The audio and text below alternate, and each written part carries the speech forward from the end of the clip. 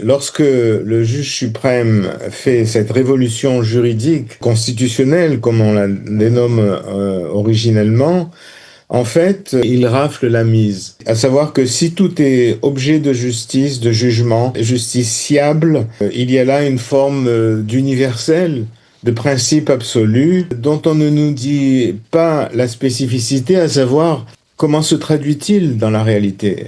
La réalité se traduit simplement, à savoir que la Cour suprême estime qu'il est de son rôle d'intervenir dans toutes les affaires de l'État.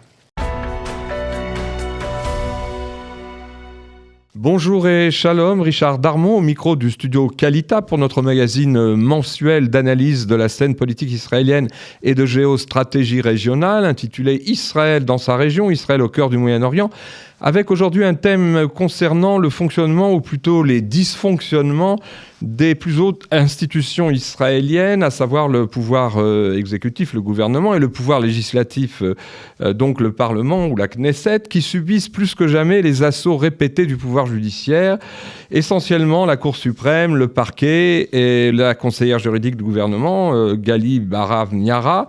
Et en fait, pour en parler en ligne avec nous, nous avons le plaisir de recevoir le professeur Shmuel Trigano. Bonjour Shmuel. Bonjour. Je rappelle que vous êtes professeur des universités, sociologue, philosophe et aussi auteur d'une quarantaine d'ouvrages de pensée juive, d'histoire et d'analyse sur Israël, dont le dernier en date, Le chemin de Jérusalem, a été publié en printemps 2024 aux éditions Les Provinciales. Alors, pour entrer dans le vif du sujet, on va, avant de se livrer une analyse plus approfondie, on va peut-être essayer de rebondir sur la dernière actualité pour ne prendre qu'un exemple tout récent du coup d'État permanent, puisque c'est l'expression que quelquefois on emploie et que vous avez vous-même utilisé dans une des analyses récentes que vous avez écrites sur Internet. Eh bien, ce coup d'État permanent du pouvoir judiciaire dans la vie publique israélienne et aussi la manière dont ce qu'on appelle le deep state, à savoir certaines élites qui rassemblent donc les responsables de la justice, de la police, de certains services spéciaux. Eh bien, il y a eu hier une révélation faite à la télévision, à chaîne 14 de télévision, par un ancien juge qui était le vice-président du tribunal de district de Jérusalem, donc quelqu'un de magistrat assez remarquable, qui s'appelle Moshe Drori, et qui a affirmé hier, donc il y a quelques jours, en ce début de semaine, que la Cour suprême, la conseillère juridique du gouvernement, dont on vient de parler, et la direction de la police se seraient mis d'accord pour ne pas du tout enquêter sur la fameuse affaire des roglottes, c'est-à-dire des écoutes téléphoniques illégales qui ont été pratiquées 2-3 ans sur des dizaines de milliers de citoyens en dehors de toute procédure légale, comme si ces instances s'étaient mises d'accord pour sans doute essayer de cacher quelque chose. Il y a d'autres exemples, on en reparlera après, mais est-ce que oui, cette dernière nouvelle qui date d'hier et qui émane de la bouche d'un magistrat, c'est aussi lié à notre question du coup d'État permanent? Oui, c'est-à-dire l'observateur de la vie politique israélienne aura pu remarquer que depuis quelques années, il n'y a qu'une série de scandales, de comportements impropres à la perspective judiciaire, comme si il y avait une succession d'affaires dont on peut dire dont l'inanité apparaît très rapidement, mais une succession d'affaires qui finalement aurait pour objectif de paralyser l'action de la coalition de droite qui est au pouvoir. Le procès de Netanyahou est lui-même un exemple parfait de cette situation. Il nous est donné d'y assister régulièrement, plusieurs jours par semaine. La télévision en parle. L'observateur de la vie politique israélienne ne peut que conclure qu'il y a un dysfonctionnement des instances constitutionnelles et que ce dysfonctionnement, en fait, repose sur une structure de pouvoir qu'on peut, une entente entre différents acteurs représentant les pouvoirs politiques, qui finalement ne cesse de mettre des bâtons dans les roues à l'exercice du pouvoir légitime par la majorité parlementaire. Et ce sentiment se rassemble on pourrait dire, tout le problème que nous vivons actuellement en Israël se résume à une phrase, un principe qui exprime toute la philosophie de l'ancien juge de la Cour suprême, Aaron Barak. Cette phrase se dit en hébreu « Akol Shafit », ce qui signifie « tout est objet de jugement ». Alors, c'est un principe qui peut être remarquable à tout niveau, mais la question qui se pose, c'est qui exerce ce pouvoir? Alors justement, c'est important que vous rentriez dans le fond des choses maintenant, puisque j'allais vous dire justement que vous rattachez toutes ces tribulations et toute cette série de scandales, où on voit bien qu'il y a des manipulations de la part du pouvoir judiciaire. Vous rattachez cet assaut du judiciaire et la crise institutionnelle actuelle à cette fameuse révolution juridique qui a été instaurée au début des années 90 par l'ancien président de la Cour suprême, le juge Aaron Barak, avec cette phrase « Kol Shafir », tout est justiciable. Alors expliquez-nous justement, vous étiez en train de le faire, mais je voulais recentrer ça pour les auditeurs. Expliquez-nous, qu'est-ce que c'est que cette révolution juridique? Qu'est-ce qu'il y a de dangereux dans cette formule? Alors, il faut savoir au départ qu'il n'y a pas de constitution israélienne. Il y a une déclaration d'indépendance qui rassemble des principes juridiques et politiques, mais il n'y a pas de constitution. Et en quelque sorte, l'espace est vierge.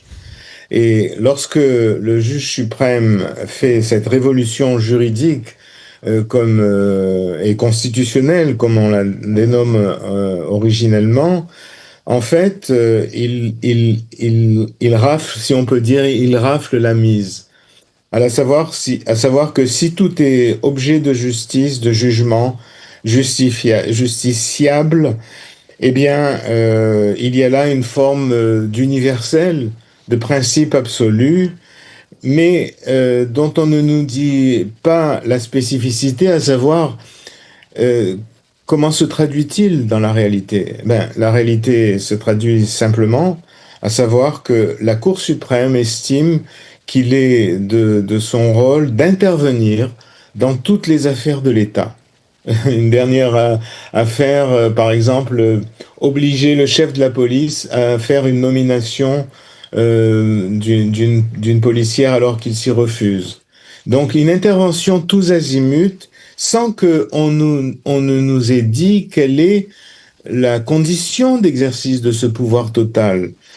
Parce qu'en fait, quelle est la responsabilité du juge ou du juge suprême?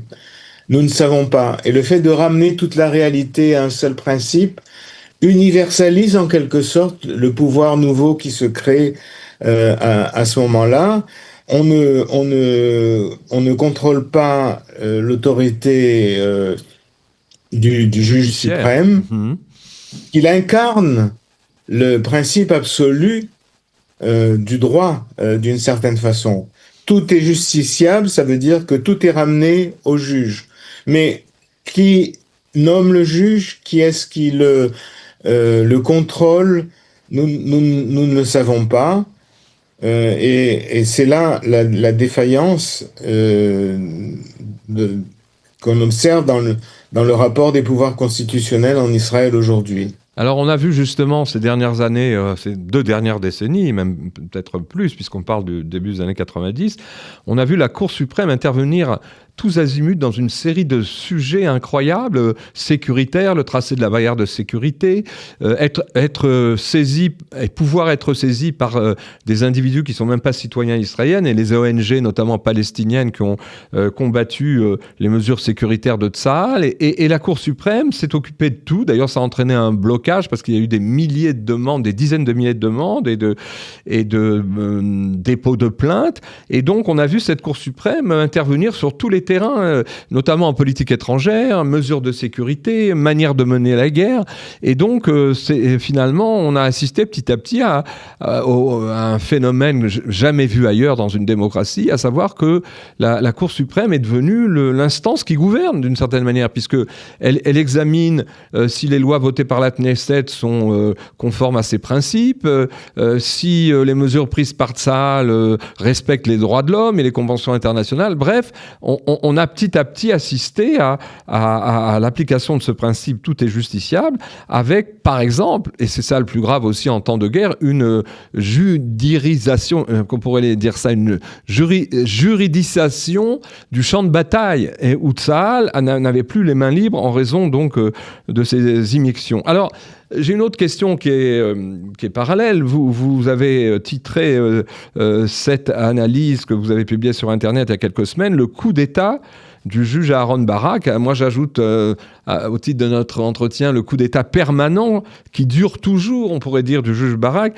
Alors, en reprenant là, d'ailleurs, la formule qui avait été utilisée par François Mitterrand en France au moment de l'avènement de la Ve République à propos des méthodes assez dictatoriales du général de Gaulle, le coup d'État permanent. Alors, il y a quand même un rapport avec ce qui se passe aujourd'hui en Israël. En quoi, concrètement, c'est un coup d'État larvé, lancinant, qui bloque les pouvoirs élus et les institutions élues de l'État d'Israël? Dans le fait que ce pouvoir est au-dessus de toute loi et de toute constitution. En fait, c'est une sorte de transcendance déguisée qui autorise le juge suprême ou la Cour suprême à intervenir et à prendre des décisions en lieu et place du pouvoir parlementaire, et donc dans un déséquilibre fondamental. Vous savez, en France, par exemple, il y a une expression qui est très significative: le juge rend son jugement au nom du peuple français. Dans le cas qui nous concerne pour Israël, la chose est tue, elle n'est pas clarifiée, cette transcendance du juge suprême ou du pouvoir judiciaire, elle n'est pas qualifiée. Et donc, en fait, c'est la porte ouverte à toutes sortes de développements. Au nom du peuple français, je signale d'ailleurs en passant que ce principe est aussi en question en France même. Comment et pourquoi ? Parce qu'en fait, il y a désormais une Cour suprême européenne de l'Union européenne qui coiffe les cours suprêmes, le Conseil d'État en l'occurrence en France, qui coiffe de son autorité les autres niveaux de pouvoir. Et en fait, ça se résume, vous avez justement fait mention des droits de l'homme, on pourrait expliquer ce travers qui s'est installé dans les institutions. En fait, très souvent, les droits de l'homme invoqués comme tels s'opposent aux droits du citoyen.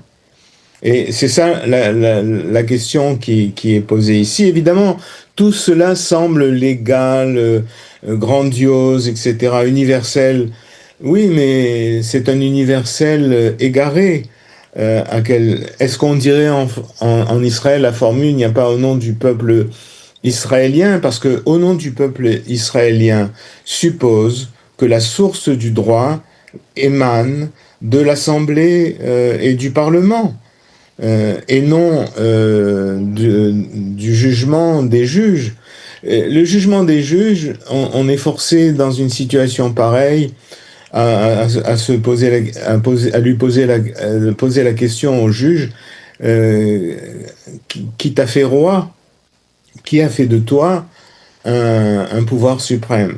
Alors on voit très bien combien dans le processus de l'Union européenne il y a un droit supérieur qui s'impose au droit national. Et là, c'est un certain type de problème. Ce problème ne se pose pas dans ces termes-là, mais objectivement, il y a effectivement ce hiatus entre les droits de l'homme et les droits du citoyen, les droits de l'homme l'emportant sur les droits du citoyen dans telle et telle situation. Alors justement, dans cette même analyse, vous dites, avec cette formule justement à Kol Shafit, tout est justiciable, que le pouvoir judiciaire, dont l'autorité n'émane pas du peuple, c'est ce que vous venez de nous expliquer, mais d'une quasi-théocratie, que ce pouvoir se transforme en fait en une juristocratie qui fait la guerre aux autres pouvoirs et qui donc, d'une certaine manière, monopolise devient le centre de toutes les décisions. Est-ce que on en voit une application, vous l'avez évoqué tout à l'heure, avec la véritable chasse aux sorcières de ces institutions juridiques, la Cour suprême, le parquet, les enquêteurs de la police et la conseillère juridique du gouvernement contre le Premier ministre élu Binyamin Netanyahou, qui est une offensive qui dure depuis des années. Et donc ce cas, cette dynamique ne fait que s'aggraver. Vous avez parlé de chasse aux sorcières, je n'irai pas jusque-là, mais pour quiconque a observé la vie publique israélienne depuis quelques années, ce n'est qu'une succession d'affaires, de crises, de contestations. C'est comme si vous permettez cette image, il y avait des avocats à tout coin de rue, et comme si chacun devait avoir son avocat pour promouvoir ses intérêts, etc. C'est un combat général qui a été ouvert, c'est-à-dire le fait que de tous les lieux de la société et de la politique émanent des contestations, des saisines du pouvoir judiciaire. Donc en fait, on ne peut que remarquer que depuis quelques années, il y a eu une judiciarisation de la vie collective qui est étouffante. Il n'y a que ces affaires qui passent successivement et les journalistes sont très friands de cette histoire qui crée un sentiment insupportable de manque de quiétude. Surtout dans un pays qui est en guerre, il y a une guerre qui livre au dehors et une guerre qui se livre à l'intérieur de ses rangs. Et là, il y a vraiment un très grave problème qui se pose. Alors, pour terminer, puisque nous arrivons presque au terme du temps qui nous est imparti, à la fin de votre analyse, vous faites monter le niveau du débat et vous expliquez pourquoi tout n'est pas justiciable en recourant à différents concepts de la pensée juive, de la pensée hébraïque, et vous avancez le principe justement qui s'oppose complètement, principe judaïque profond, qui s'oppose à cette formule expéditive Kol Shafit qui s'affiche comme morale, mais qui est profondément dangereuse. Vous avancez le principe retenu par les sages d'Israël de Kol Israël Rachamim Em. Vous faites intervenir contre le Kol Shafit la Rachmanout, c'est-à-dire comment on peut expliquer ça? Il y a une doctrine extrêmement intéressante et universelle dans la pensée juive qui est une organisation du monde qui arriverait à concilier le din, la justice rigoureuse, le chesed, la grâce, qui parfois s'éloigne de la justice, dans une unité de valeurs qui est définie comme le rachamim, à savoir ce qu'on traduit en français par la miséricorde, mais qui est en hébreu quelque chose de beaucoup plus évocateur dans la mesure où le terme de rachamim est formé sur le terme de rechem, l'utérus, la matrice, c'est-à-dire qu'en fait, une valeur qui porte le prochain, mais sans nier les dimensions du droit. Ce à quoi nous assistons en Israël depuis quelques années, c'est les ravages du jugement permanent, universel et total, sans aucune dimension intermédiaire. Kol Israël Rachmanim Hem, c'est une expression connu dans la tradition juive. Tout Israël, tous les Juifs sont des miséricordieux. Eh bien, ce qu'il faudrait proposer à notre société malade, c'est justement cet horizon-là de valeurs qui est une toute autre perspective du jugement. D'ailleurs, je voudrais signaler en passant, plus que signaler, la fameuse paracha de Yitro sur les jugements que Moïse devait faire et dans lesquels il s'épuisait parce que il était difficile d'assumer l'ensemble de tous les procès. Oui. Procès. Et donc il y a ici l'idée que pour juger, il ne faut pas simplement appliquer un code, mais également évaluer la dimension humaine, la perspective globale, qui est justement l'apport du juge. L'apport du juge consiste justement à rétablir une situation défaillante, mais en fonction de ce critère de Rachamim. Et instaurer, d'une certaine manière, c'est ce que vous voulez signifier, instaurer une tempérance dans la rigueur de la justice, chose dont on est malheureusement très loin pour l'instant en Israël. Écoutez, merci beaucoup Shmuel Trigano d'avoir consacré du temps au studio Qualité, à ses auditeurs. Merci aussi aux auditeurs de nous avoir suivis et à bientôt pour notre prochain magazine.